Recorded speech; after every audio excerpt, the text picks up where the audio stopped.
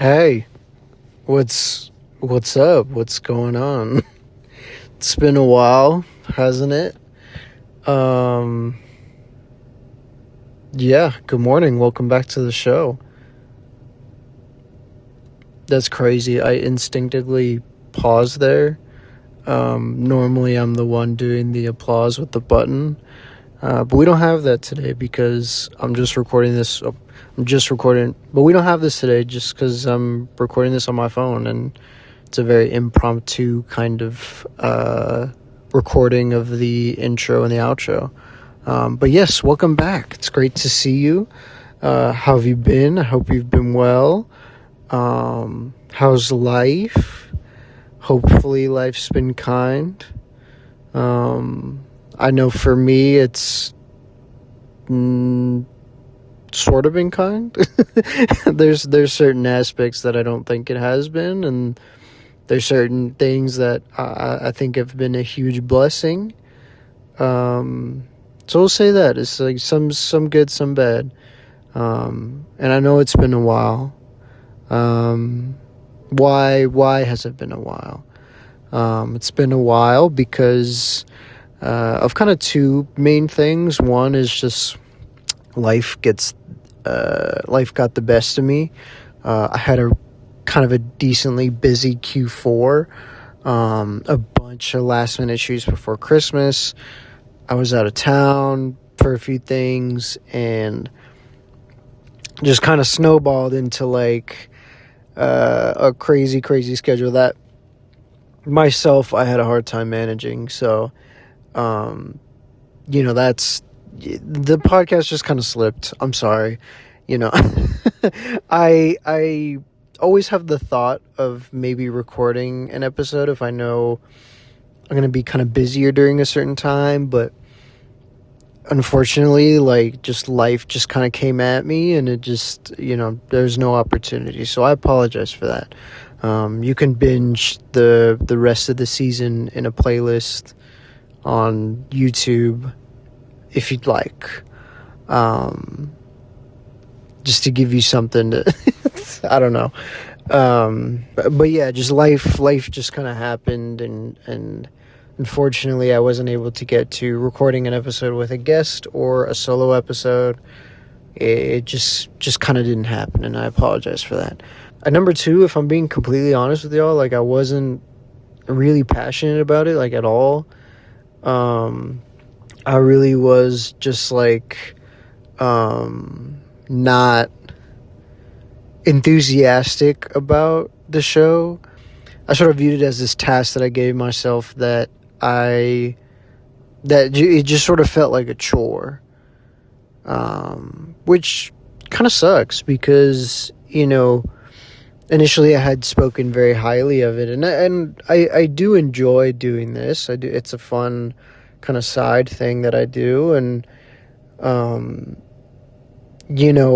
I just didn't, for a long time, I guess I didn't feel like I thought of any direction for it necessarily. And I kind of at the end, because I guess the last episode that was uploaded was like August or September time. I'm completely assuming, I'm probably wrong on this front. And for a while I was just like, I want to go back to it, but like, what is going to be the thing? I rethought, like, okay, why do I do the show? And what is kind of the ultimate goal here? And for a long time, I kind of didn't really have a question to the ultimate goal, but I always had the answer to the why. And the why is that I think, it's a big kind of bucket of information that I can take away from somebody. And I think it's really cool that I can have the conversation and then kind of share it with people. And, I've had a few friends kind of text me like, where's the show? Or like, where's the, I was excited to see the next episode. I'm always inspired by that conversation. And I sort of like, I don't know, I heard, the last time I sort of heard it, I was like a little heartbroken by it, because I feel like, I did it for myself, yeah, but I feel like I failed the people who like genuinely enjoyed the show, and I'm blessed to have those people in my corner to like directly tell me like, when's the next episode, you gotta have this person on, they'd be cool as and like, I have other people endorsing the show more than I am, which is a damn shame. and that needs to change. Like, I don't know, months ago is when that should have started to be the case.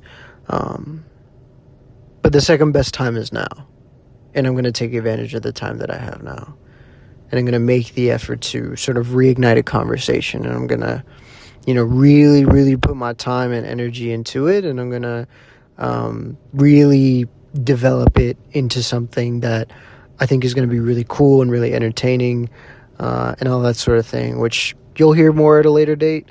Probably after this episode, I may do a solo and just kind of explain sort of what's new. What I will tell you is I have a producer friend who is gracious enough to be involved. Thank you, Navneen. Everybody say thank you. She is a longtime friend of mine, and is actually a previous guest of the show. And I won't necessarily get into her responsibilities here and kind of the way that we're trying to expand the show. I'm going to make an episode later on that we're going to do. We're going to talk more on kind of what's new, what's going to change, that sort of thing. I think I want to give it its own time, and that'll also be used as like a way to kind of recap like what's been happening, how my career's been, that sort of thing, just so it doesn't feel like a manual or like a how-to sort of thing on what's happening. But just wanted to mention that quickly. Starting from the next episode, things will be different and things will be in this new format. And thank you again to Navneen. Thank you very much. I owe you big time. Like, seriously. I know you're not taking the IOUs that I'm trying to give you, but please, I owe you. Let me help you out with something. I don't know. I'm saying this publicly, so it'll be known. Hey, I owe you.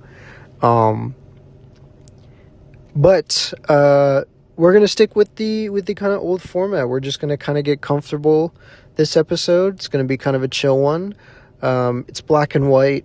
Yeah, maybe you noticed, but it's black and white this time around.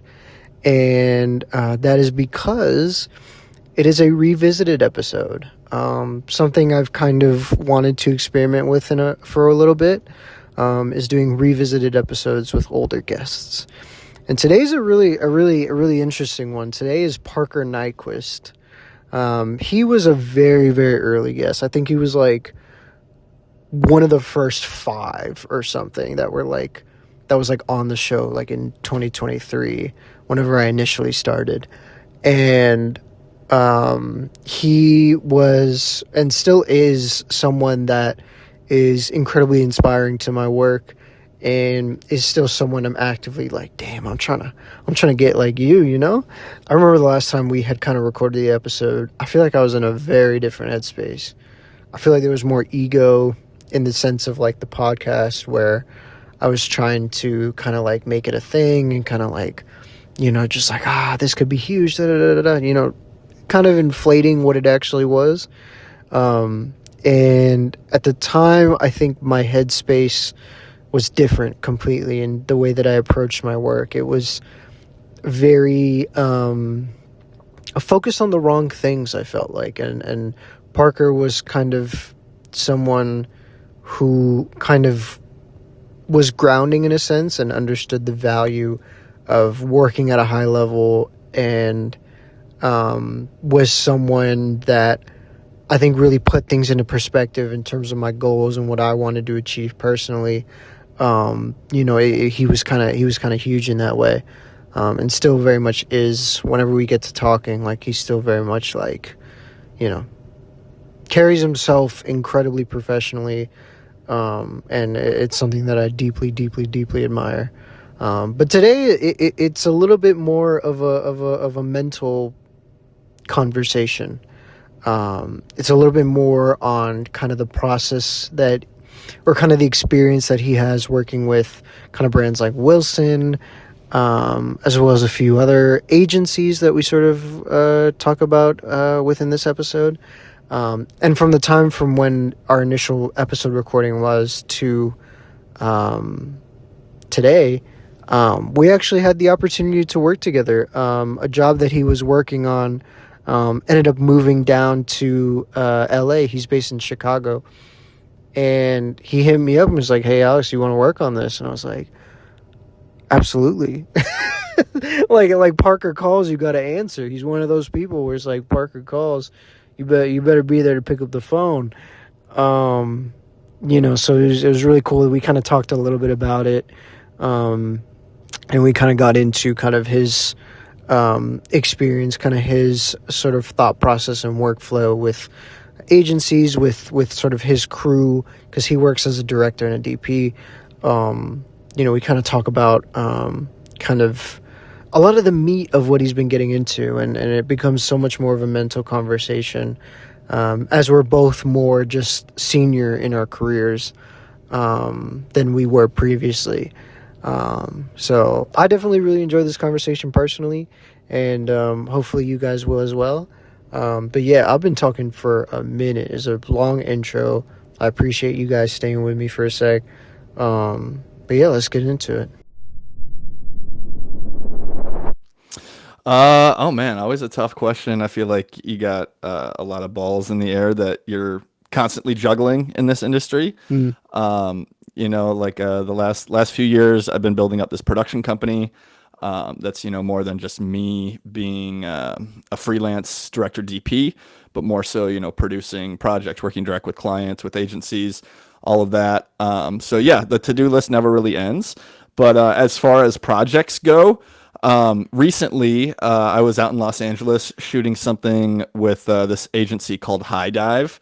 That they're based in Chicago, and they do a lot of work with. And so yeah, got to go out there, shoot some, be the social unit on this larger commercial shoot. Grateful to you for coming out as well and being part of the crew. That was great to see you, and after knowing you for 5 years now or so, like actually get to break bread together and make some work together, Has it and has it be on a really film set been together. has it really been 5 years that we've known each other? 5 or 6, right? It was COVID 2020, I think, is when the book club started, right?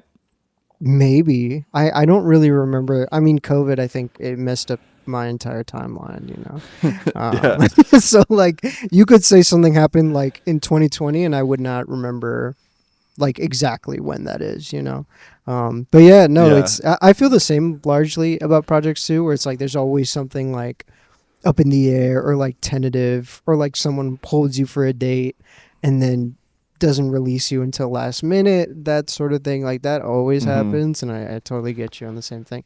I'm really glad that the ended up confirming, and that it wasn't like a like a Mm-hmm. okay, yeah, this is canceled sort of thing. Again, yeah, really happy to have been able to work with you on that.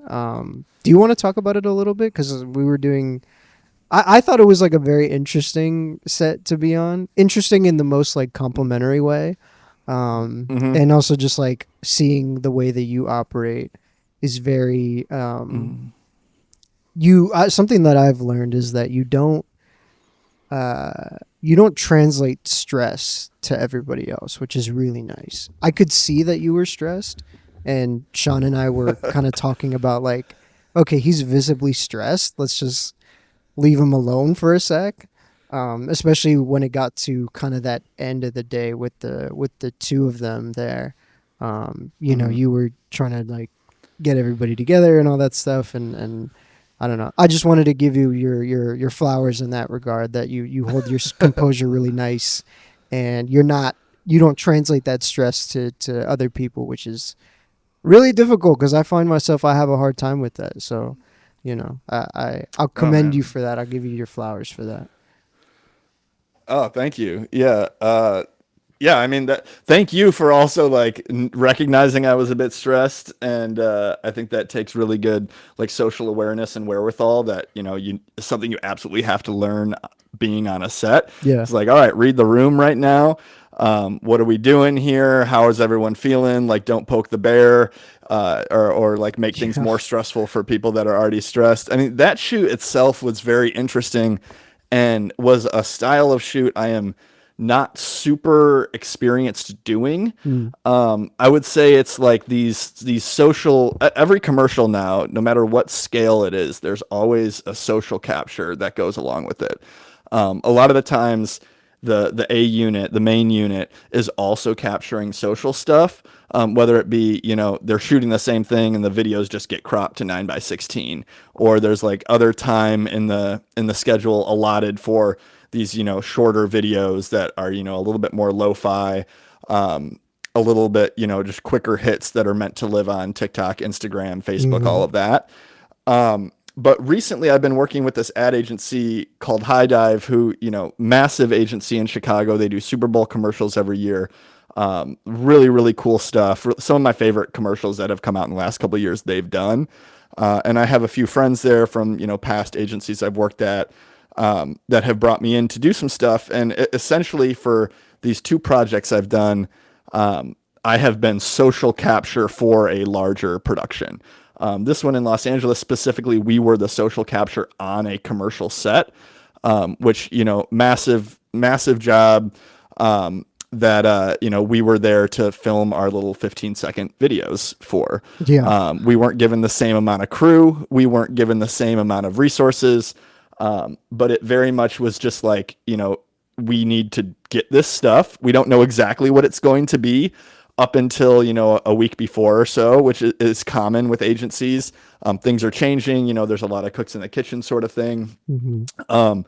But I think like the challenging part, first of all, is that I'm not in control of the schedule. And, when I'm running a commercial set, where I'm main unit, I have control of the schedule. I have say in it. I know how we can budget time for everything we need, and hopefully accomplish that and get everything we need.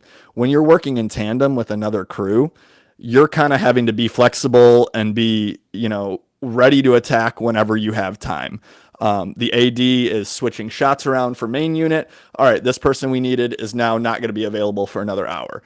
All right, cool. We can't shoot them now. What else can we shoot? All right, now this, area that we were going to shoot this thing, that's blocked off because we see all the production stuff, or we don't have permits for that. So like, how can you be flexible to shoot other places? How can you solve problems on the fly? Hmm. And anything, what these jobs have been super valuable for me is that it's allowed me to show these, high level creatives, high level client and producers that like, yeah, you can trust us. We're gonna give you what you're looking for, and even give you something you don't know you want yet. Or like, if you're too busy on something else, focusing on main unit, focusing on all the other, 100 things that you have on your plate, I can help alleviate some of that stress and take that off your plate, and, present to you ABC options here, given the conditions that we're presented with on the day. So I think that job specifically, and again, very grateful to you, and Sean, for being flexible. I want to go in, I want to know exactly when we're shooting each thing, Yeah. and, what exact gear we're using for each thing. Yeah. But things change. And so I think that's where experience comes into play. And that's where composure comes into play, where you can just, react to the situation as it presents itself and solve the problems in real time. Nowadays you're just not getting all the time you want. You're not getting all the toys you want, all the budget you want, all the crew you want. Rarely you're getting all of those things. Hmm. And so being able to just react and solve problems with what you're given, do your best with the tools that you're given, then I think that's where like the real value comes into the client, and that's why they call you back. Yeah, exactly. You don't want to, at least what I was taught very early on is like, you don't want to present a problem without a solution.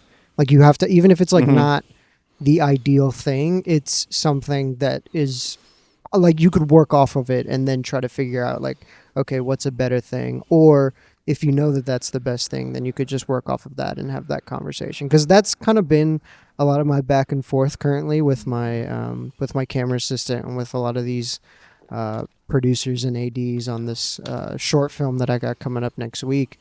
And it's just been a lot of like, okay, we don't have this. what can we do? And it's like, okay, we can do X, Mm-hmm. Y, or Z. And Z is the most Mm-hmm. expensive, but we can do X or Y and like try to make it work. And then they're like, all right, let's do Mm-hmm. X. And then we just kind of run with it. I feel like you have to kind of be, I feel like throughout my entire career, I've always had to like adapt to something. Because again, like what you said, Mm-hmm. Yeah. there's never everything that you want. There's never like certain things or there's never certain equipment. If I sort of learned where I'm like, okay, I should look a little bit more thorough as far as like certain things and make sure it's like, something that is like definitively like this is the option, this is the specific thing, and this is going to be the Mm-hmm. solution that we run with. Like it's all comms. Like if you're not communicating with your team, you kind of don't have much, Mm-hmm. you know, Which is why, you get the team that you like and you get the team that you have experience working with. And, definitely. I get hit up all the time to get coffee with people and like new crew that comes in. And I try and take as many of them as I can Hmm. because I love meeting new people. I love seeing, everybody else's different experience. And, whenever I've reached out to somebody, it's like, yeah, I want to meet the person, but there is this hidden or not even hidden, like, this motive, like, yeah, I would love to work with you at some point. Hmm. You want to build the relationship. It is all about relationships. So you want to build relationships. And, there's times where a lot of the times I end up bringing those people in. But it might not be for a year, 2 years, even a couple of years in, just because like certain jobs come up and it's like, all right, we got this time, this amount of money, this is the style of the project.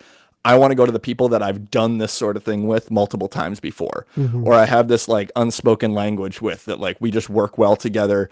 And we have this like sort of chemistry on set because things can get very intense. Things can get you can get behind on time. You can get all sorts of problems can arise, and I've had all of them arise. Yeah. And having people with you that you've been through the trenches, so to speak. Not that this is like a fucking war zone or anything. We're Yeah. making Yeah. Yeah. Yeah. toothbrush commercials, Yeah. but like that you've been through it with is really beneficial. And so like I think that's you just need to surround yourself with those people, and I think it's super valuable to early on when you're getting started find those people early who are kind of at your same level, have your same interests, have your same motivation and ambition, and grow with them. Hmm. Like I look at some of the people that I work with the closest, a couple DPs that I work with, a couple gaffers, a couple producers. Like I've known them like 10 plus years now, and have worked on like dozens of projects together. And it's really cool to see, like me, my friend and I, Ted, we went to college together and we made some music videos together for negative dollars. And by negative dollars, I mean we paid to make them happen. Yeah. And like we Yeah. put our own money in to make them happen. Yeah. And then like recouping that by taking like headshots for some like mom and pop business, Mm. to make a quick like $300 to cover the meal that we had to feed the crew, or we got to feed the crew. And now looking 10 years later, we're doing $100,000 commercials. We're getting all the fun toys. We're traveling all over the world together. It's a really rewarding thing that I think if you find your people early on, you can grow, and it's all about the process, as they say. Yeah. And it is really awesome to like look back and reflect on that. And I think it's mutually beneficial. So I think that's like a piece of advice I would definitely give anybody early on. Just like find your people and grow with them, because the relationships are the most important part of this industry by far, like full stop. Yeah. I think not that you've directly mentioned this, but I remember when we first sort of got introduced like through this book club and stuff. I remember following you on Instagram. And I believe it was the same then as it is now. I know there's like you have your production company in it now and all that stuff, but it's still a quote that I think is like relevant and it has always like resonated with me. And I've kind of stolen that piece of advice, which is, what is it? Faster alone, further together. And it's not Mm-hmm. something that I inherently, at least in the beginning of my career, it wasn't something that I inherently like thought about. It was always just assumed that like, okay, I'm gonna find someone to work with, and I'm gonna just go with them wherever it takes me, right? But now I think Hmm. I'm a little bit more like deliberate with that piece of advice, and I like what you're saying. It's like you got to find your people, and you got to stick by them through maybe not the trenches like what you're saying, but like the thick and thin of things, like when work is really slow or you're still waiting on a crazy like net 60 for something. Like it really is helpful to know that like okay, everybody's in this together and we're all not just like solo on this thing of ours, I guess we'll call it, Hmm. you know. Yeah, film people love to commiserate together as well. Like, getting I feel Definitely. like it's every crew member's favorite pastime is getting on a set and complaining about another set or Yeah. another job or something.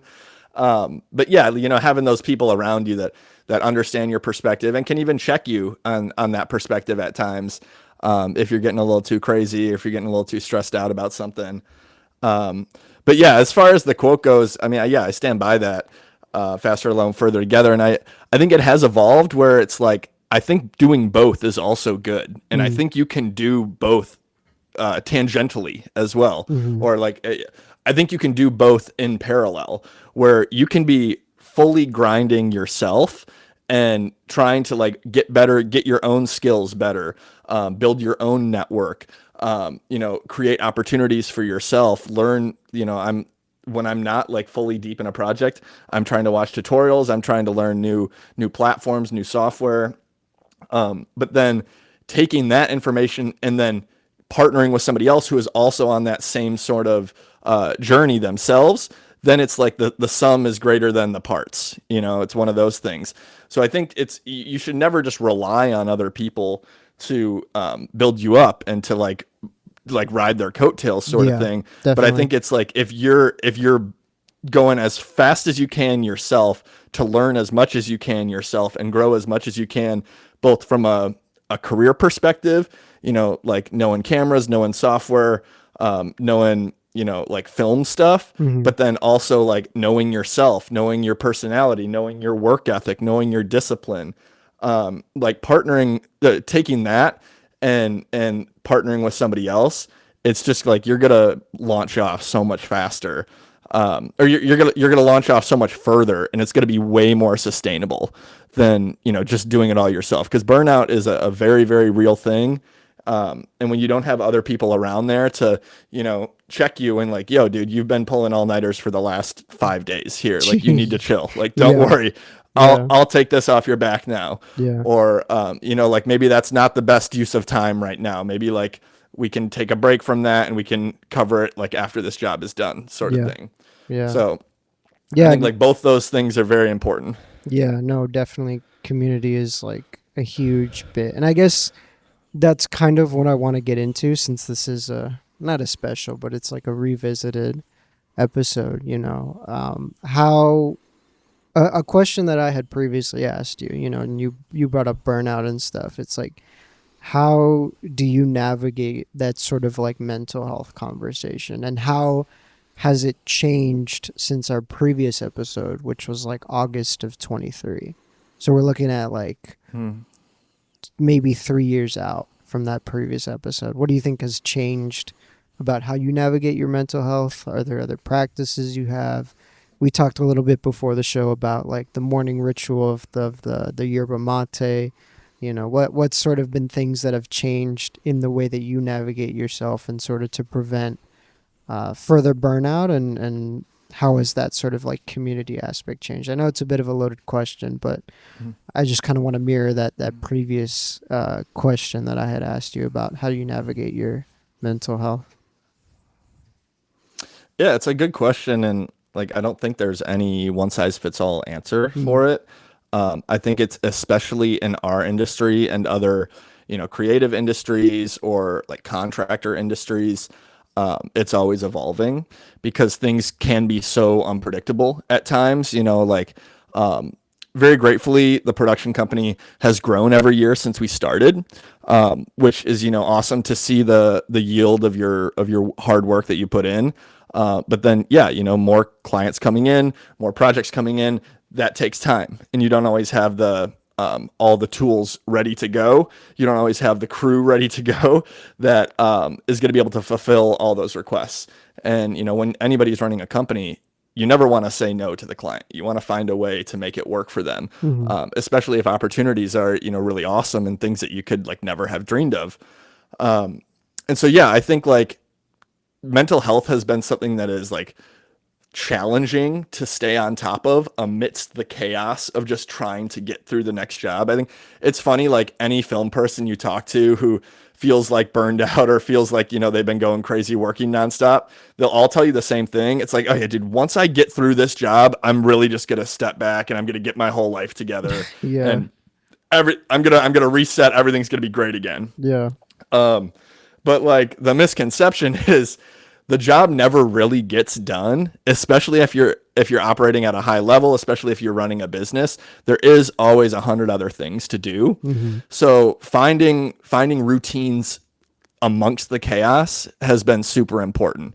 And I'm no guru, like I'm still figuring it out myself, but something that has been super valuable this past year is just like literally just going on walks every day and Mm. getting outside, getting some vitamin D, taking my little dog for a walk, and just getting some fresh air and stepping away from the screen for a little while. Yeah. And especially if you're doing it with a dog, or I'll go out with my girlfriend, it's like we're talking about everything but work. We're just like anything, like it's just gives you a little bit of a breather from that, which I think is super important. And then I would also say just community and like surrounding yourself with other people who are also going through the same thing. And, finding time offset to hang out with each other. It's funny because like I don't have like a crazy social life where I'm going out every weekend or have plans all the time, because being on set, I'm often with my friends, like the people that I enjoy hanging out with. Yeah. And so that fulfills that, social yearning a bit more. But like I think that the switch that has been flipped in the last year is being more intentional about hanging out with those same people when we don't have a job on the line. And Mm. so, me and my girlfriend have been hosting dinner parties. We'll have little like holiday parties, or we'll just like plan to like hang out with somebody for an evening, go to a show, go to dinner, grab some drinks, something like that. That is like completely separate from just being on set working a job with somebody. And that's been awesome because, it's allowed me to see these people's significant others, meet their family in some cases, and get to know them more as a person that's like not just somebody that's like going to shoot an amazing shot or, light an amazing scene here. Yeah. And it's, you forget that everyone's a person outside of just what they can provide on a film set. Definitely. So I think, yeah, that has been super important to just like take time and really be intentional about hanging out with people outside of a film set. Yeah. No, I totally agree with you on that. And it's funny because I feel like the way that I navigate my mental health has been largely similar. I'm not seeing anybody, so it hasn't changed in that sense. But in regards to like community, it's really like blossomed into something, and I've really, when I say really, like I really have made the effort to like set an intention with like, talking to people, even like crew that I work with. Like I make a point to like talk to them outside of work. Like my camera assistant, like last week we were playing pool at his place. Like just no work, nothing. I mean, obviously it comes up because we're thinking about like, what we want to achieve this year, kind of what we want to achieve like together as like a DP first AC relationship, like there's a lot that's still being discussed, but it isn't in a way that's like, oh, we're pressed by a deadline. We got to get this invoice EOD today or whatever it is, and that freedom and that that relief of like not having a sort of responsibility, an immediate responsibility, is something that has really helped me build out my relationship. And even like with Sean, for example, who you've met, I've taken some serious time with him to kind of get to know him better and to understand him better. And I think we're at a point now where we understand like, okay, he knows what I like lighting wise, and Mm-hmm. I know kind of would prefer not to set up and stuff, and what might need a little bit more time. And also just like him as a person, I've learned a bit, not to get into Mm-hmm. his stuff, but I know I've learned a little bit more about like his interests and sort of like his motivation and sort of like why the images that he hopes to produce, and to get into that aspiration and like that optimistic sort of line of thinking, I think is a really valuable headspace. And even outside of like filmmaker friends, like what you're saying, like I've made the time to like go on walks. I took advice from a previous guest that came on a little bit after you about like meditation. It's I take what I can, and I try to embrace the things that I feel like is helpful. And just more importantly, I've given myself like a decent chunk of downtime to just turn off my brain and just go, just sleep. Mm-hmm. Even, Yeah. like Yeah. I think Yeah. like I think like after our job, I had a music video that was on 16.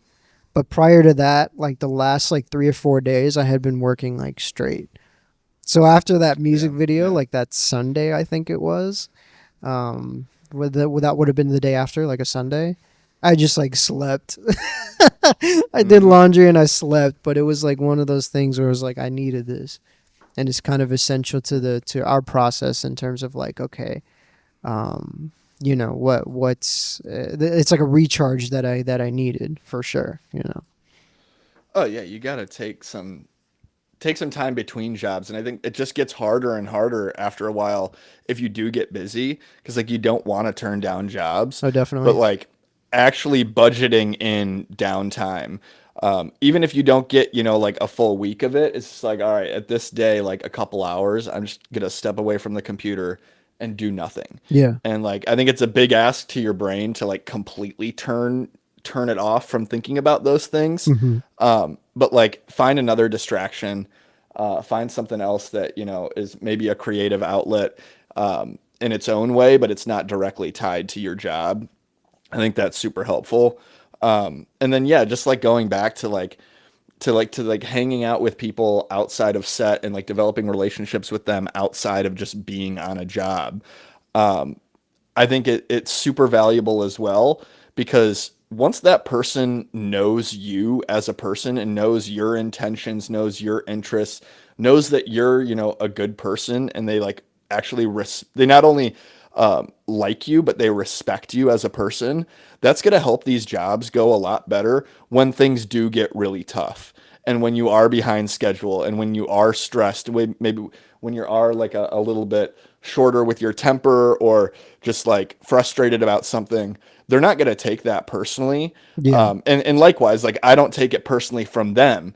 I just know like it's the job right now. I know that you're not actually like an asshole like maybe I feel like you're being to me right now. It's just the stress of the job, and it's something. It's like water under the bridge. Then you can totally just bypass that. But it's hard to tell sometimes. Like we've all been on sets working with new people and trying to get a vibe check early on and understand like, all right, where does this person stand, and like who is this? Like, are they mad at me? Are they not mad at me? Do they like what I'm doing? Do they not? And I think like I'm just huge on communication before the job and then at the job, and trying to set a tone right away. Like especially jobs that I'm directing and or producing, it's like it starts from the top, and I want to make everyone feel that they're safe here. This is going to be we're going to get as much done as possible, and I'll be honest with them up front, like, hey, we have a very crammed day, like we need to be moving as fast as we can, but safety is number one priority. Like if anyone has any questions, and if anyone has any concerns about anything, like please, we can stop the shot for a second to Hmm. make sure that everyone feels safe and protected and looked over, or looked after. Yeah. And also just like a little trick I keep up my sleeve, especially when dealing with actors or talent, or a lot of times like we've been shooting a lot of campaigns with influencers who maybe are very accustomed to shooting at their house by themselves on their own camera or their phone, but don't necessarily have a full crew around them with bright lights shining on them.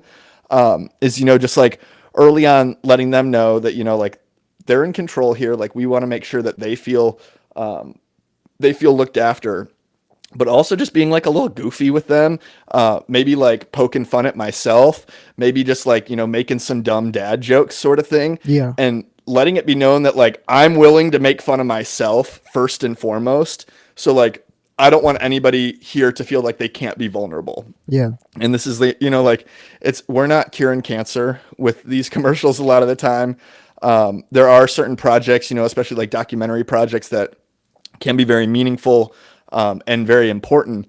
But the majority of the time, we're working on toothbrush commercials or something of the sorts, Yeah. and I want everybody to be able to have fun, more than anything. And I think like that's the biggest thing when I accept jobs is like, will I be able to work with people I enjoy working with? Sometimes even more than like, what are we shooting for? Like, what's the product? Hmm. Because inevitably you're going to be getting jobs that you're shooting for, like an insurance company or a law firm or, something that's not super, super sexy. But can I bring my friends for the week? Like, oh, we're going to Hawaii for it. Sweet. Let's do it. Yeah. Like that there's a lot of other factors that go into saying yes to a job. I usually put it down to the three, like, is it good people I'm working with? Is it good product? Like, do I like the content of it? Do I like the creative of it? And is it good budget? And if it checks two of those three, usually it's a yes. And in all honesty, like budget is usually the lowest of those things. Obviously, it's important, and you don't want to like put in a ton of work and not get compensated for it, which has definitely happened before, Yeah, of course. and is like a learning process of how to properly budget things or how to properly call things out when the job arises. Like, no, we're not going to be able to do that. We're not getting the crane shot with, a $10,000 budget sort of Yeah, thing. definitely. But like, can I bring my friends on? Can I bring people I like on? Can I play with a new toy that we haven't been able to play with before? Like, there's a lot of reasons why you would say yes to a job, and in the same way, a lot of reasons you'd say no to a job. But I think like if you're so hard pressed all the time of like it has to be the perfect type of job for me to say yes, I think you're missing out on opportunities, and more importantly, you're missing out on relationships that you could be building Yeah. by saying yes to that job. Yeah, definitely. And I like what you said about like transparency. It's like just knowing everything and then communicating with your crew and just being like, "Hey, this is what it is." Like I'm working on a short and I've kind of made it known to my crew like, "Hey, we got a cramped we got a cramped schedule. Like, we got to be kind of ready for Mm-hmm. this sort of thing." And even like with I hate to be like kind of that like because sometimes I feel this way. I feel like I'm like a bit of a Demi Downer sometimes, but that's purely because it's like logistically they'll want us like what you're saying with the jib under a 10K budget. It's like okay, we can't do that. you know, Mm-hmm. like again, I'm not trying to sound like I feel like I come across as like I have to be the one to say that like we can't do something, but like the op alone is going to be like a good chunk of the budget, and we just have to be honest about what we're prioritizing. And it's like we could do Mm-hmm. something to give you that like that bigness, that theatricalness, that presence that you're looking for. But just making it known to everybody that like, hey, this is what it is, and Mm-hmm. and sort of this is how we're going to be operating for the next day or couple of days or however long the job is.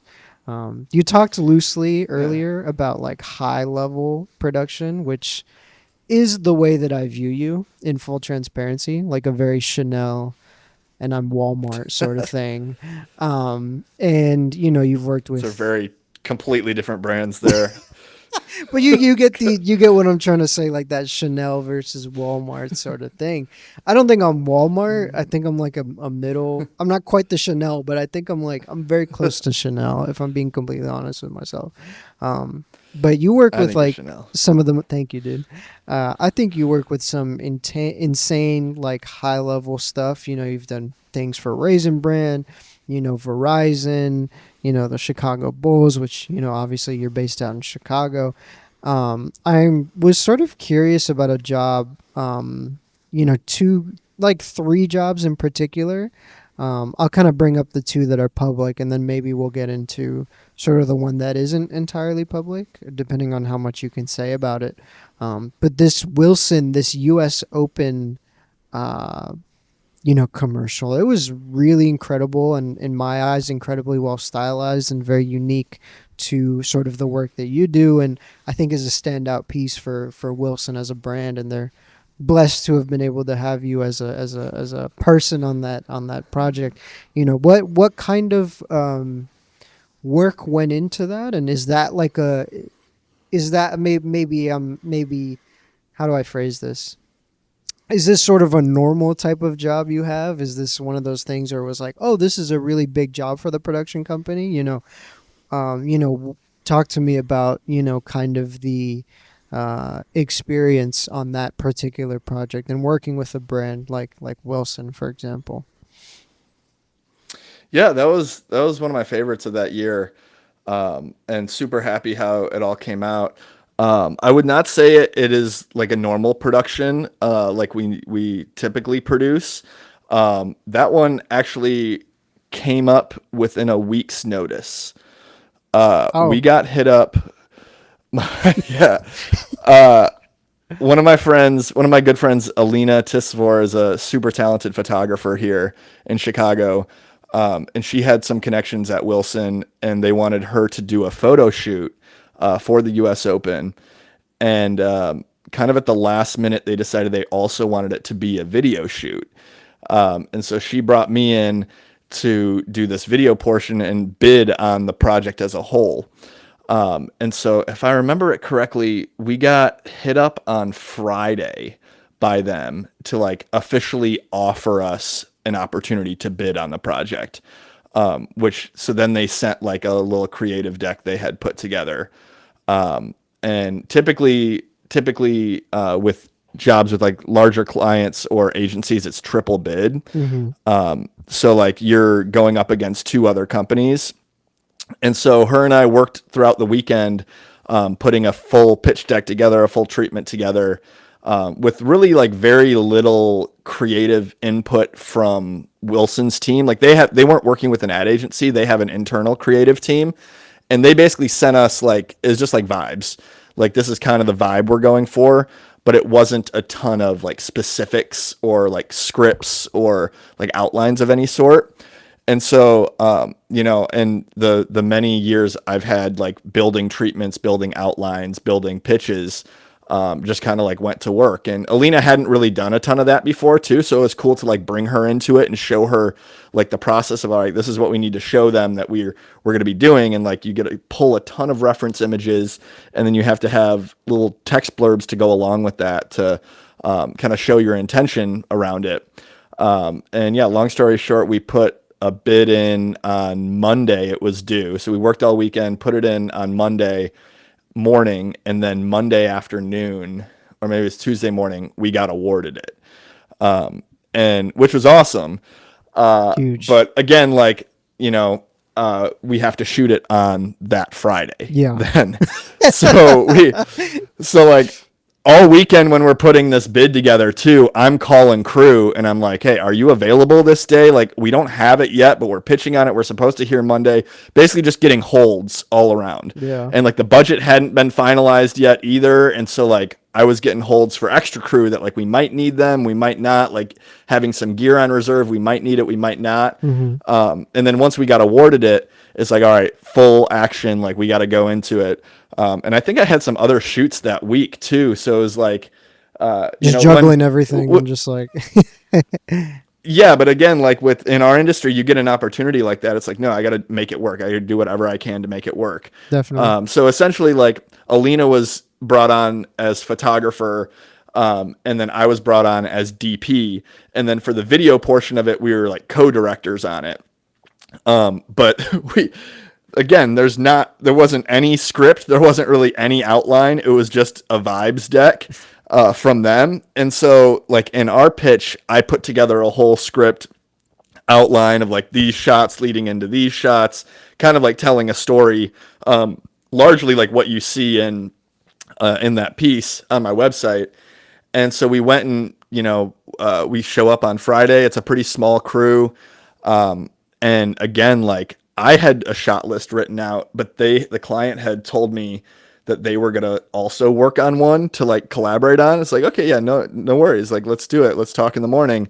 That didn't really happen either. So I Uh-oh. get there and it's just kind of like, all right, this is what I think we should be doing, and like this is how I see all this unfolding, and like that's what I'm gonna shoot. And they were like, yeah, sure, like go for it. And it's I don't know, it's just one of those things that like especially like in-house creative teams and agencies like they have a million balls to juggle all the time, and so when you can take some stress off their plate, it's like super helpful to them.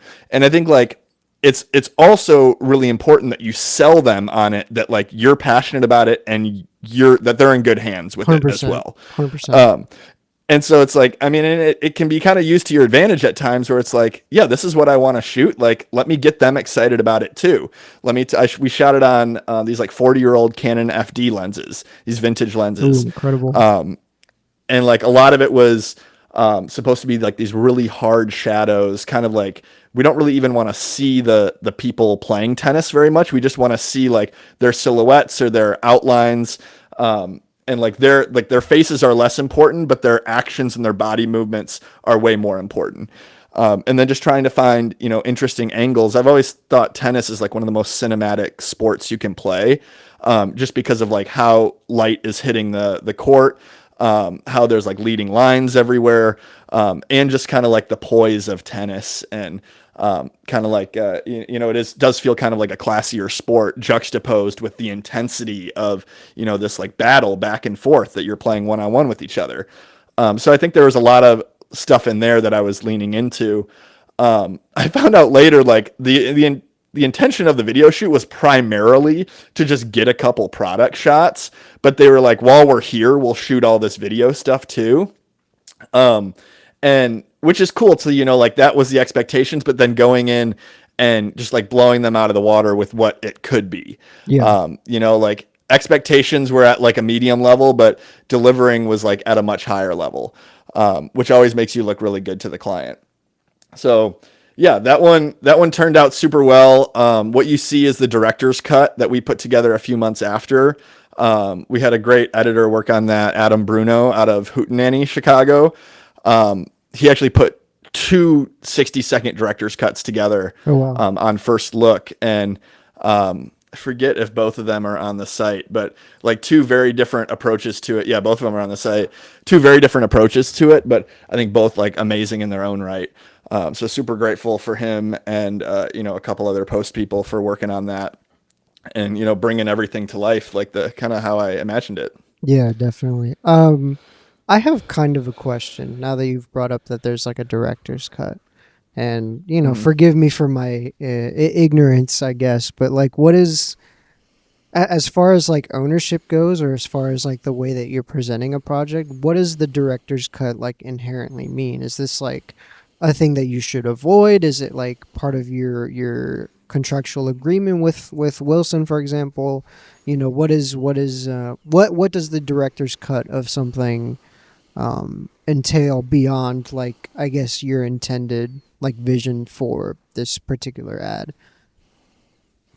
I mean, I think director's cuts are super important because you're not working with one time restraint for you just need to get the job out. Mm-hmm. So oftentimes like edits have to be completed in a couple weeks. And so like you're not really exploring every other option. You're just getting something out that's usually like very close to the boards that you were shooting on the day. Mm-hmm. Which are, usually like if it's a commercial shoot, the boards are timed out. And sometimes you even have an animatic that like they're basically editing the spot before you even shoot the spot. Yeah. Which is important when you have hundreds of thousands of dollars on the line, but doesn't always lead to the most creative outcomes at the end of the day. But you're also working with like time restraints of like hard cutoffs for like linear TV is like 30 seconds or 60 seconds, Mm-hmm.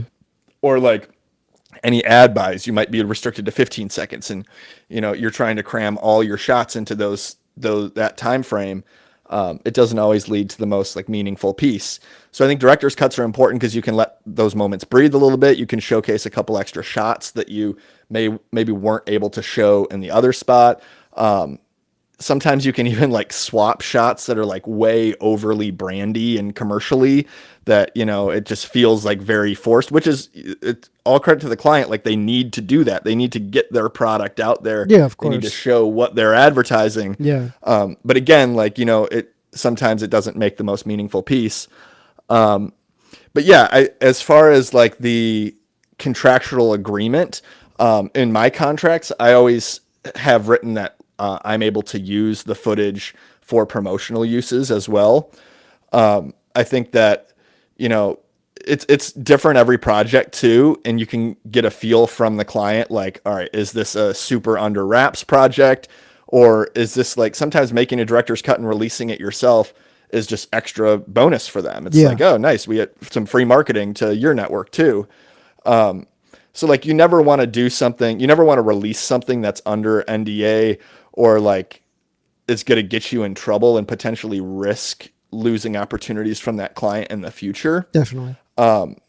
So I think it's always a conversation, and you should definitely like discuss it before, like while you're making the actual spot too, instead of 6 months down the road, reach out to this person you haven't talked to for a while. But yeah, for another project, I reached out about putting some shots in my reel for it. And they were like, yeah, totally fine. Just send it to us first so we can approve that, the car looks good. And, everything is presented in the way that we want it presented. And yeah, Mm. that's no problem to me. I'm happy to share that with them. I would never want to upset them or get them in trouble with their bosses too. Yeah, of course, and you don't want to detriment, whatever relationship you have with the client or the agency or whomever. That's Hmm. interesting. It's a little bit more discussed than I thought. I always thought it was just like, okay, I'm gonna make a director's cut version, and then this is the official, advertisement or music video or whatever it is. I didn't realize there was such a.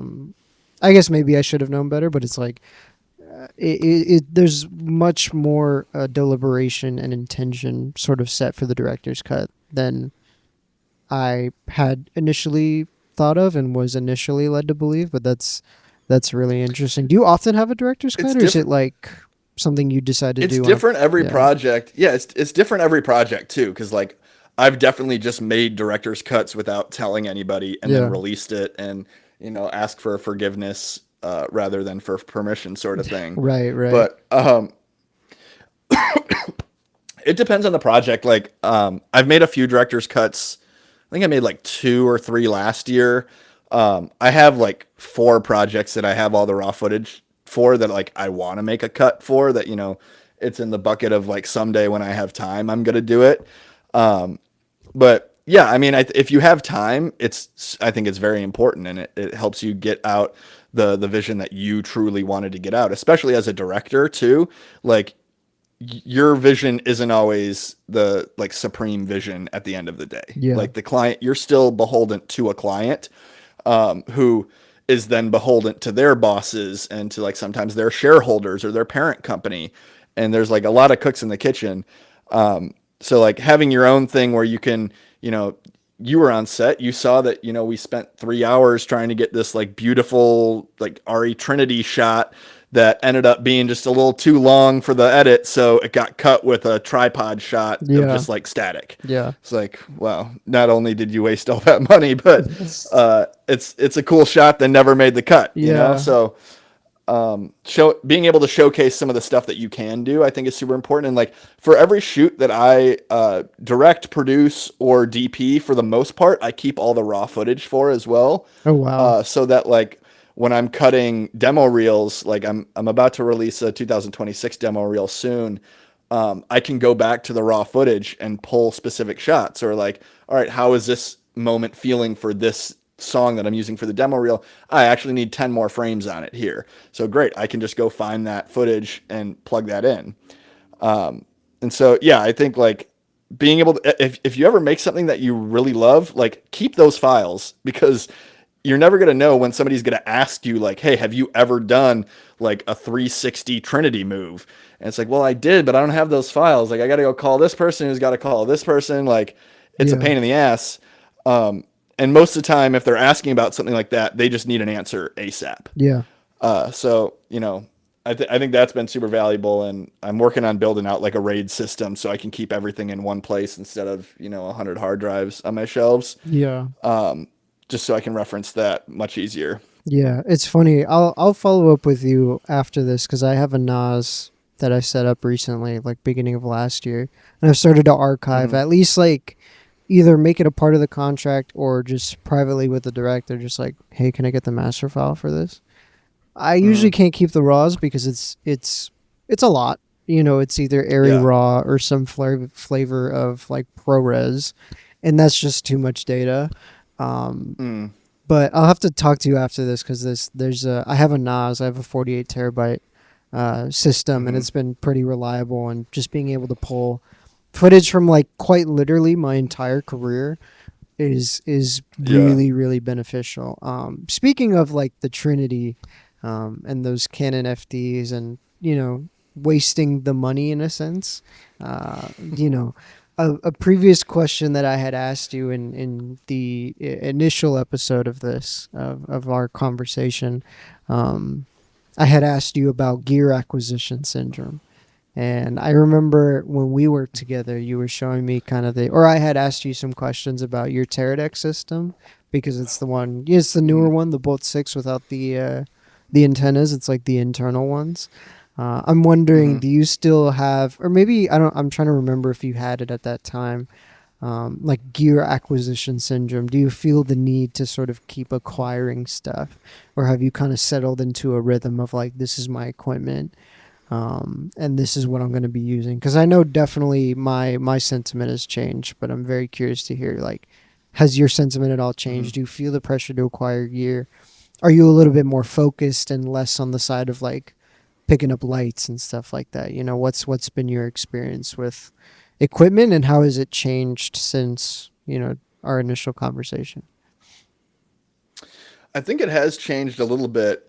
I mean, I do own a lot of gear as far as like cameras, lenses, support, lights, wireless monitors, all of that. Like I since our last conversation, I've bought even more, and I think right now I'm very comfortable for the most part, very comfortable with everything I have. I am in the market for a new camera soon, and I think it's going to be like a bigger jump to an Airy or to a Red or something that's going to be a bigger expense. So I think I've just been kind of like saving money to put towards that instead of buying a ton of other stuff.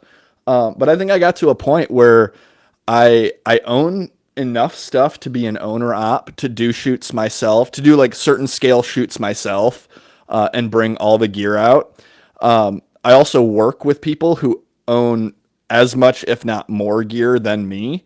And so it's nice to get on a set and like I'm bringing some stuff, they're bringing some stuff, we're splitting the gear budget that way. Yeah, Or like, when you do get jobs that aren't as big a budget, it's like, yeah, we have the gear, we need to make it happen. We don't need to go to a rental house, or like that's not going to be a hard expense for us. yeah, Because like, yeah, as much as you want to get full kit fees on every job, it's just not always feasible for the project. And it makes you look really good to the client when you can still provide that, or you can like meet them in the middle on something.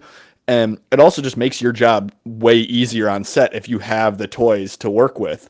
And if you're trying to expose for somebody inside while also exposing for the outside, like your little 300D is not going to do that. So being able to bring something that's punchier, like maybe it wasn't rented, maybe it wasn't part of the budget, but to be able to do that and then show them, hey, this can be done, and like, yeah, this is a pretty nice light here. Typically, and you can kind of massage it, like, oh yeah, giving you a deal here, or typically it rents for this. Happy to bring it out, happy to solve some problems for us here. That's like another conversation where they can see like, oh yeah, he is throwing us a lot of bones. Like, all right, let's throw him some bones next time, sort of yeah, thing. And again, just like that helps develop the relationship, strengthen the relationship, and get more jobs down the line. As far as like buying more gear though, I think like I'm reaching a point where a lot of the jobs we're on, like, especially like commercial shoots, like we're getting a truck. yeah, We're getting a Sprinter or like a 3 ton, and we're working off of that. And it just is way easier for me to not have to bring out all my stuff when we have that as an option. And you work on certain level jobs with certain level crew. Like they want to work off the truck because they know the truck. They there's like a few rental houses here in town that are like G&E rental houses, but there's one that's like top of the line that we prefer to go to for everything. Mm-hmm. And everybody knows how to work off those trucks. Everybody knows like what gear they have, where everything is, and it just makes things way easier. And then I can just bring like a la carte stuff, like one or two lights, some monitors, some camera accessories, sort of stuff. Like I don't have to bring everything because loading stuff in and out of cars too after a while just gets really old Yeah, it's weighing and on me. really really strenuous on your body. Yeah. But yeah, I think like it's always there's debate on both sides. Like I don't want to own any gear, I only want to rent. I think that's valuable if you can build relationships with camera houses. Like Chicago has a Panavision here. We have a couple camera rental houses that like if you're consistently for every one of your jobs renting from them, then they're going to throw you bones later down the road when you have more of a passion project. And that's something I don't have as deep of relationships with those rental houses because I've often provided the camera kits myself. But then, you're also missing out on jobs where they don't have the budget or the time more than anything is like, I'm getting off this job today and I got to go to this job tomorrow. Like I don't have time to go pick up a whole camera kit from a rental house, or pick up a G&E truck. Like it's a job that doesn't need a full 3 ton. We can get by with the stuff that I have. So it's way easier just to like pack my truck and go. So I don't know. I'm pretty satisfied where I'm at right now. Like there's always some pieces that I still want to buy. But like camera's the number one thing right now. And then, I'm chilling for a little while. Like maybe some like duplicates of things, maybe some extra sticks, an extra easy rig, some extra monitors sort of thing. But, yeah, I don't think this year is going to be as much of an investment as previous years. Yeah, I was talking with my camera assistant yesterday or the day before, and I'm kind of the opposite, where I'm just like I need to invest in a bunch of things where it's like it is kind, not that it's like messing us up when it comes to production, but it's like one of those things where it's like I would rather just be hired for everything and not have to make a bunch of trips to rental Mm-hmm. houses, albeit I have to do that because my gear is under consignment, so it's going to happen regardless. But it's easier for me logistically, like for me to communicate. I mean, we spoke a little bit before this, but like it's easier for me to communicate that like, oh, okay, I'm going to extend this by like another 2 days if I pick up a job like last minute, instead of like Mm-hmm. having to send all the COI stuff, having to send, whatever it is to the vendor. I can then just go, hey, let me extend this, and then I can deal with all the insurance stuff like directly. And I'm kind of in a similar boat to Yeah. you, where it's like I would rather, like I'm looking to sort of make that investment into something a little bit more of like kind of what you're saying, like the Airy or the Red of the world. And I just, I don't, I see the invoices going. I view it slightly differently. Like I see the invoices going to the rental house, and I'm like, damn, I could be making that money. But there's also the Mm-hmm. sentiment of like, I would like to be able to throw a production a bone and really help those relationships too, instead of having to always be the one that's reliant on like a rental house and that sort of thing. And I own a decent chunk of Mm-hmm. stuff. I own accessories, I own a tripod. We rented my sticks for this job that we were working on. There's things that I own that I can provide, like quite literally everything but the camera. And that's Mm-hmm. that's been a little bit frustrating for me, is not being able to provide a specific camera package, or one that I know that I want to grow into a camera package, and I want to really Mm-hmm. be like fully enveloped and confident with the tools that I work with. And again, there's people who don't own anything, and I've spoken to those DPs, and I've sort of, you know in like the least negative way, like I've looked at their process and been like, that feels a little insane to me. Mm-hmm. Like nothing, not even like a monitor sometimes. Like that to me That's yeah, is that that's to me is wild. nuts. But I have also seen the other side of things, where I mean, in thinking about this investment, I've kind of had a lot of different conversations with DPs who've owned, like, like for example, like a Sony Venice. I've kind of had those Mm-hmm. conversations of like, is this beneficial to you? What's something I should know? That sort of thing. I've had all these sorts of conversations, and I'm just like, okay, now I know kind of loosely what I'm gonna go with. I'm still like in the camp of like deciding, because I could go in two directions, Mm-hmm. but I'm still, I'm also at that point where I'm just like, I think I've got enough. Maybe there's still a Mm-hmm. couple things that I'd like to buy. Maybe I do it all this year. Maybe I do it all within 2 years. But there's a lot that I want to acquire, and I want to, you know, I guess have the flexibility of being able to go, hey, I can throw you a bone on this, or even with my Mm-hmm. camera assistant, because he's definitely, been someone who he works with other DPs, and he's rented my gear or sold my gear at the very least to other DPs. So, it's beneficial in any sense, but I'm less in the sense of like, I have to have everything. It's now sort of like, let me buy a few key things. And I'm sure you work differently as a DP, but for myself, I'm very much like I like a single camera setup unless we have to do Mm-hmm. multicam for like an interview or something.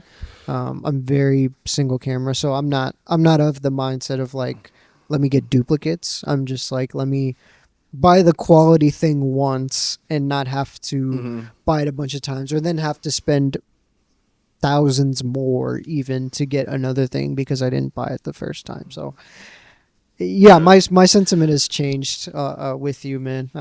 It's I think like flexibility is key though, as you said, like definitely. because jobs are changing or like evolving so quickly now. And like when I started in this industry, like what 15 years ago, like when I first started shooting videos, to then like probably 8 years ago was like, or like 10 years ago was really like starting to grind freelance style.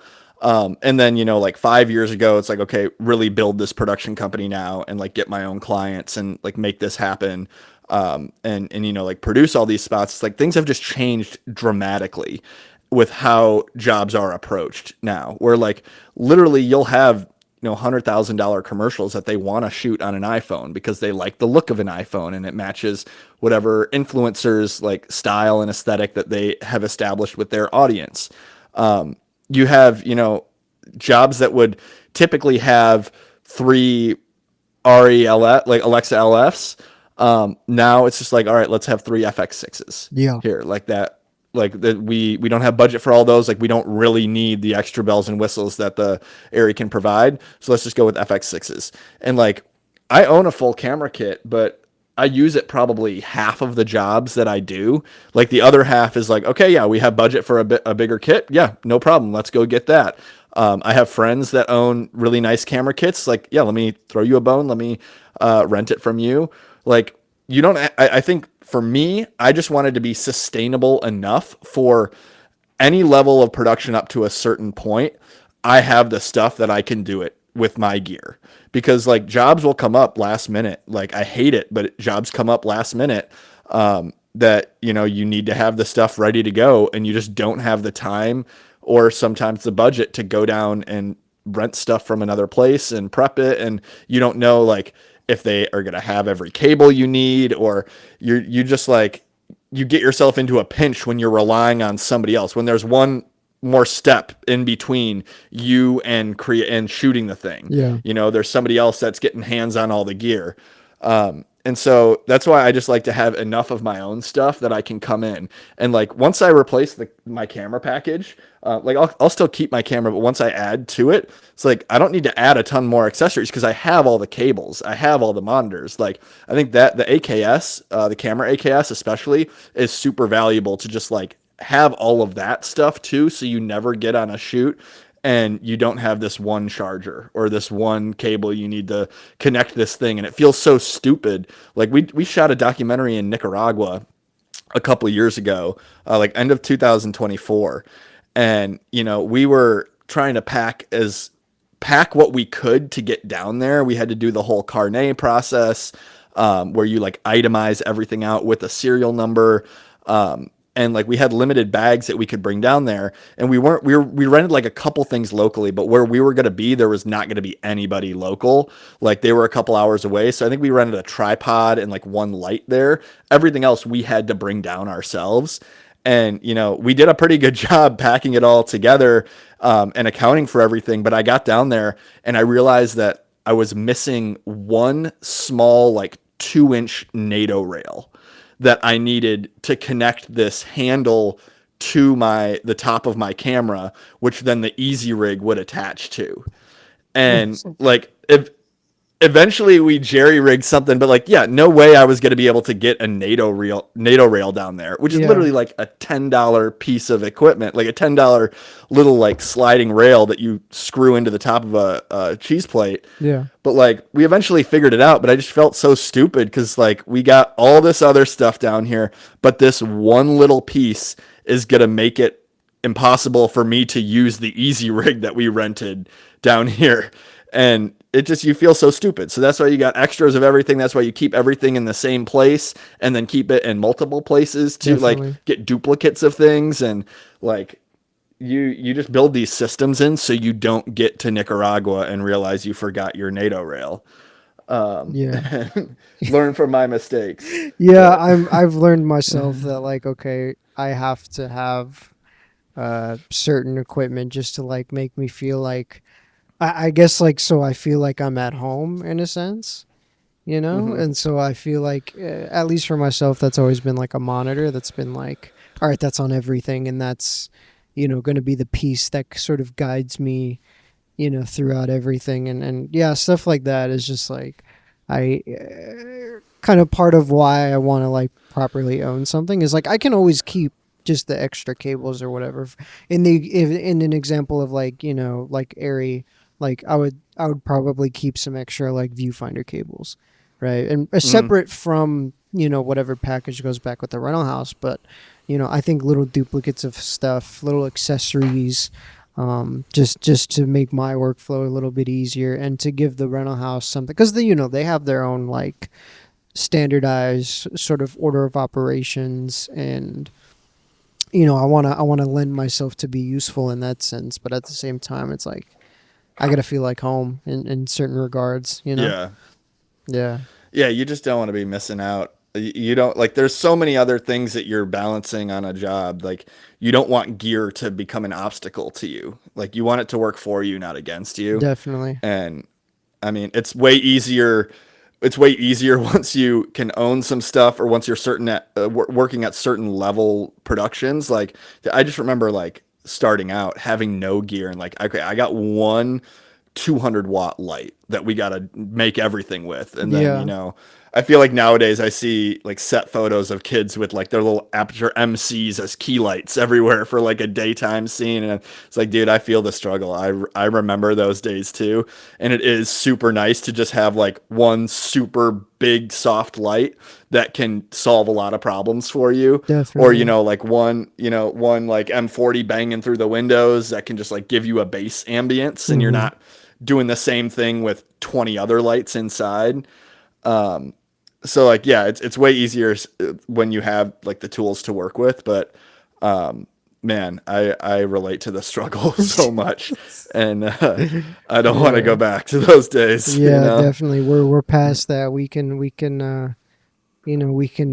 meditate, we can go on walks. There's other approaches Hmm. to sort of navigating the type of work that we get ourselves into and Hmm. it's a we got the lay of the land. That's something that I've noticed in this conversation is like we're definitely at least I'm speaking candidly, it's like we're very comfortable and confident with where we're at and we know exactly where we're going to go next.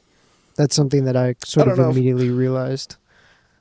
I don't know if I know exactly where I'm gonna go next, but I think like I think knowing that I don't know is equally as valuable. Uh-huh. Where you just kind of got to like ride it a little bit, and you can't predict everything. You can't predict the jobs that are coming through. Like I I've heard like backstories of jobs that I've ended up winning, and who else didn't win because of that, or like I got it because somebody else dropped out, or like then jobs that I thought I had like went to somebody else because of scheduling conflict. And like things just, you never know how things are going to pan out.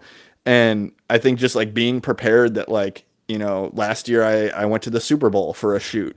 Like that was never on my bingo card. Hmm. But like having the relationship with the production company is like run by one of my best friends here. Like we got connected with Verizon. They sent us down to the Super Bowl. He just happened to have another job on Super Bowl Sunday. So we had one ticket to the game. He ended up giving it to me because he had to fly to Orlando for a shoot.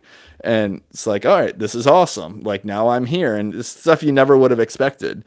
So I think just like being comfortable, being uncomfortable is like very, very valuable. And it takes a long time to learn. It's like something I'm still definitely trying to wrestle with and trying to figure out. And it gets harder the more people that come into your life, when you have a relationship, when you have a family. Like someday if I ever have kids, like it becomes very, very difficult to balance. But I think putting those systems in place now and trying to find regiments in between the chaos of a lot of jobs, or the chaos of just like searching for jobs and like waiting for them to call, I think is like super valuable to create some sort of like standardization to your days, which is hard amongst this kind of crazy like freelance based like creative industry. Yeah, that's something that I think about with you especially is like, you know, being in a relationship. I can't like maybe this is bad, but like I can't imagine myself in a relationship right now and just having to explain to this person, "Hey, I'm going to be gone for like 3 days. Mm-hmm. Hey, I'm going to be in Miami for a week." Like how do I explain that to somebody, you know? Like that's I don't know. That's what I'm saying. I commend you for doing all this stuff because it's just such a tricky thing that I'm still trying to figure out how to navigate. And I'm very lucky to have at least people in my corner who understand this sort of thing and understand like, okay, this is he's gonna be gone for 4 days, cool, whatever. But like, yeah, Mm-hmm. navigating the whole partner thing, I think for myself and at least people that I've spoken to, it's a little bit of a tricky thing, unfortunately, and maybe not in the cards currently, but in a future point where I'm a little more settled or a little bit more like, I guess, at a place that's a little bit more stable to have that sort of relationship. I guess is sort of where my Mm-hmm. headspace is at. No, it is very tricky, and there's been a lot of growing pains that I've gone through, with past relationships and with this relationship. But like, I'm so grateful to my girlfriend, and she's like the most supportive person I could have ever asked for, and like she is such a badass in her own right too, and like the things that she is passionate about in her career, which is completely separate from the film career, but she's equally as passionate about that, and she's doing good things for the world. She's building wind turbines and solar farms, and helping create renewable resources for the planet, Incredible. which feels really embarrassing when I'm out here making a little video with a influencer who's trying to sell me ranch dressing or something. But it's I think it's I'm super grateful to her for being so supportive throughout the craziest. We've been dating almost 3 years now, and the last 3 years have been like the biggest the biggest like speed ramps up to the production company, and the most opportunities I've ever had, the biggest projects I've ever gotten. And it is unpredictable at times, but and there's a lot of highs and a lot of lows sort of thing. And so like having a supportive partner that can understand that, and be by your side through the thick and thin is like super, super valuable. But I know I found a special one, and I'm grateful to that. I'm not going to let her go. Yeah. So I hope you Yeah. find yours too, and I know you will, bud. Hey, I'm sure it'll be okay. I'm sure I'll figure something out. But for the time being, I guess I want to iron out a few things, and then because I want to foster an environment that's like good, and maybe if kids are a part of the conversation, like that's something I'd also want to equally consider, right? It's a Mm-hmm. lot that I'd be thinking about. And speaking of, you mentioned Mm-hmm. kind of an unpredictable future and having this sort of form of stability with like a partner and stuff. What is in your future? What's like immediately, I guess, the next thing you're working on, or the next thing that you hope to be doing or are actually deliberately planning on doing? What's coming up in your life? Currently got a couple shoots on the books that can't really talk about yet, but excited to get back with some past clients that I worked with for the last few years. The winter time in Chicago especially is typically slower for production. So January was actually really nice to have a little bit of time to breathe and rebuild some systems to make things quicker and more efficient for future jobs coming forward. Have a new demo reel coming out. After a few years of not putting one out, finally getting a new one out soon.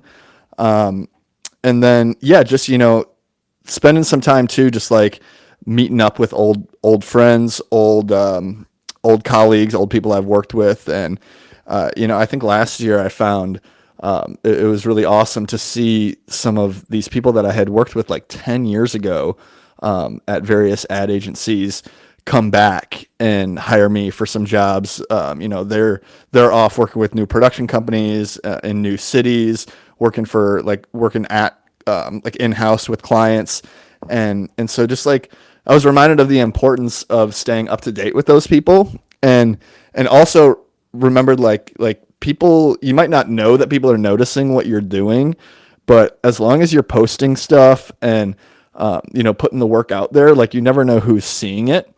And so I felt like a lot of benefits from that last year.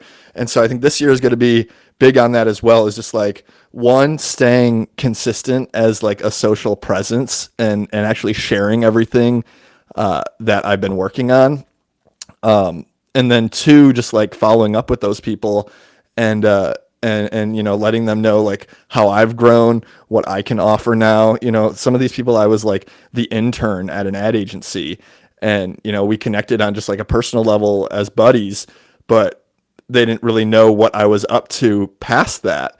And so staying up to date with them and actually like getting coffee with them, getting lunch with them, became super valuable towards the end of last year. So I think I'm going to really focus on that again this year, and try and keep as many irons in the fire as possible. But yeah, as specific projects, I can't talk a ton about what we have coming up yet. But yeah, some cool things. We might be going to a pretty big like horse racing event coming up soon. And yeah, just like finding a value in the opportunities that present themselves, and trying not to bank too much on anything actually going through until the contract is signed, until you're on set. I think, like I said before, being comfortable, being uncomfortable. Jobs are not always booking super far out in advance anymore. Like you got to just be ready and prepared for when they do come through. And so I think that's something I've been really focusing on as well the last couple of months, is just like building those systems so that when a job does come in and they need a bid tomorrow, like I've got the templates in place, I can plug stuff in really quick, and I can get them at least something to show that I'm interested, I'm available, and I want to work with them.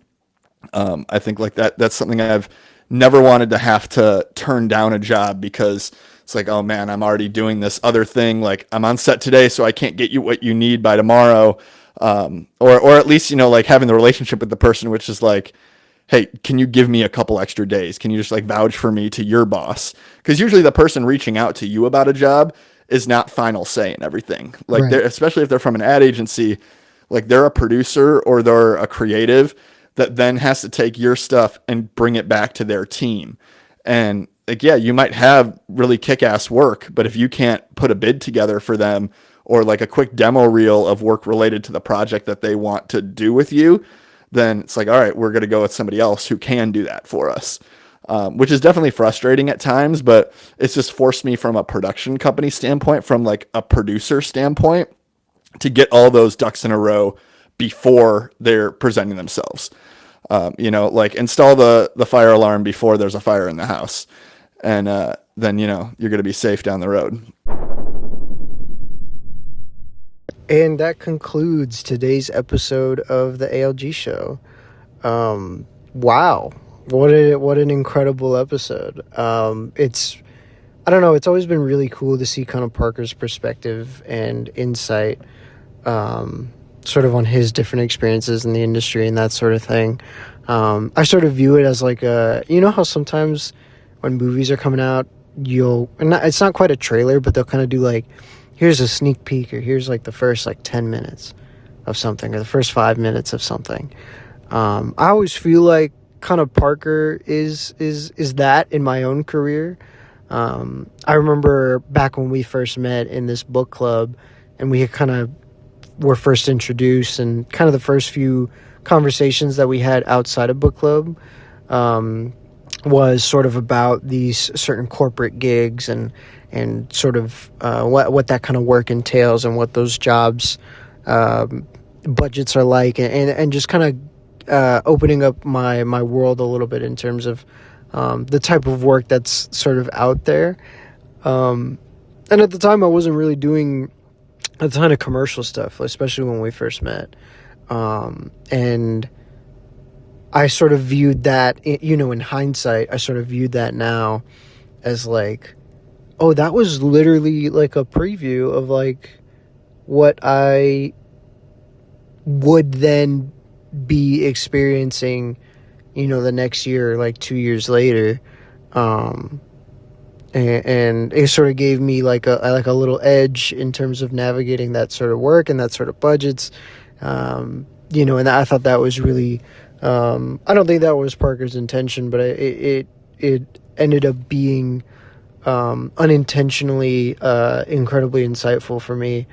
And yeah, I've always felt like I've gained like a Rolodex of knowledge whenever I talk to Parker. And I don't know, he is like kind of you know, one of those people where like every time he posts something, I'm like, damn. The Wilson job that we got into, and kind of his director's cut, you know, that's crazy, right? Like that's, you know, that's I look at all the work that he does, and I'm just like endlessly, truly endlessly inspired. And I'm so happy that he is able to have the career that he has. And I continue to sort of wish him the best, and on all the success. He rightfully deserves it. He works hard. He works harder than a motherfucker.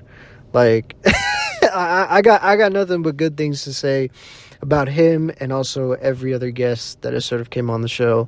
I'm deeply blessed to be in conversation with all these guys, and I just really enjoy, you know, every conversation. Seriously, I really do. Otherwise, I wouldn't have these people on the show. You know, and that's kind of, I don't know, I kind of enjoyed the more mental aspect, you know, as I've gotten more senior in my career. I say senior's relative, right? Because I'm definitely not at like a Deacon's level, or I'm not at like a, you know, Robert Richardson. I'm not at like a you know, like a Gordon Willis where he was at. I'm not quite there yet. I'm not a Darius Kanji, but you know, as I've progressed, you know, you sort of understand more, and your scope expands, and your palette expands, and everything. And you know, I've always felt like every conversation that I've had with Parker has always opened my palette a little bit, and kind of helps me understand, like, you know, I'm not speaking indirectly. For example, like, it's not necessarily helpful for me to understand navigating like conversations with agencies and that sort of thing, because I'm never like directly speaking to the agency. That's always like I don't know, a production thing, like an above the line thing, I imagine. But it kind of gave me an edge, though, in certain senses, where I'm like, I can kind of understand like their expectations, their kind of presence on a set, their kind of, you know, mannerisms and that sort of thing, and that's ultimately, you know, helped in my career and that sort of thing. And so, again, every conversation off the record and on the record is something that I've always like really enjoyed. And man, I really don't talk to Parker enough. I need to make more of a conscious effort to do that, and I'm definitely really bad at it. But that's life, that's schedules. You know, every once in a while, I'll maybe shoot him a text, or I'll, you know, like we make it work. You know, But yeah, hopefully you guys enjoyed. Thank you for sticking with me. I know the intro was a little long, and I feel like this outro is a little long. But I think I'm really wanting to put more effort into this show, and I'm really wanting to kind of put more energy, and I really think this could be something. And I think I just need to insert more of my cinematographer DNA into this, my DP DNA into this, um, and really kind of go all offense on it. This and kind of my career as well, but we'll get into that on the next episode. All this stuff will be clarified soon. Soon you will know, or what's the phrase? Like, all will be revealed. Um, you'll know more soon. Thank you guys for sticking with me. I appreciate you, and I hope y'all have a wonderful day. Take it easy. Drive safe if you're driving. Yeah, I'll see you guys in the next one. Peace.